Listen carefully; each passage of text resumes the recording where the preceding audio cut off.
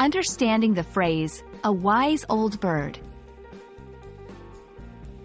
Hello everyone. Today, we're going to explore a fascinating English phrase, a wise old bird. This phrase is rich in meaning and is often used to describe someone with a lot of experience and wisdom. Let's dive into what makes this phrase so special and how you can use it in your everyday English. A wise old bird is a phrase that combines the imagery of age and wisdom.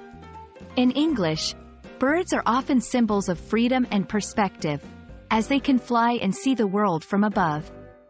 When we say someone is a wise old bird, we're saying that they have lived through many experiences and have gained significant wisdom from them. It's a respectful and affectionate way of acknowledging someone's life journey and insights. The origins of this phrase are a bit unclear, but it is thought to be quite old. The key to understanding this phrase lies in its two main components. 1. Wise.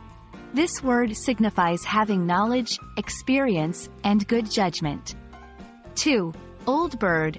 This is a colloquial way of referring to someone who has been around for a long time, implying they have accumulated wisdom over the years. In conversation, you might use this phrase to describe someone, often an older person, who has provided valuable advice or shown remarkable insight based on their life experiences. Let's look at some examples to see how this phrase can be used in real-life situations. My grandfather is such a wise old bird. He always knows just what to say when I'm feeling down. You should ask Mrs. Thompson for advice on the issue. She's a wise old bird who has seen a lot in her days. In these examples, the phrase is used to show respect and admiration for someone's life experiences and the wisdom they have to offer. In conclusion, a wise old bird is a delightful and respectful way to describe someone with a wealth of experience and wisdom.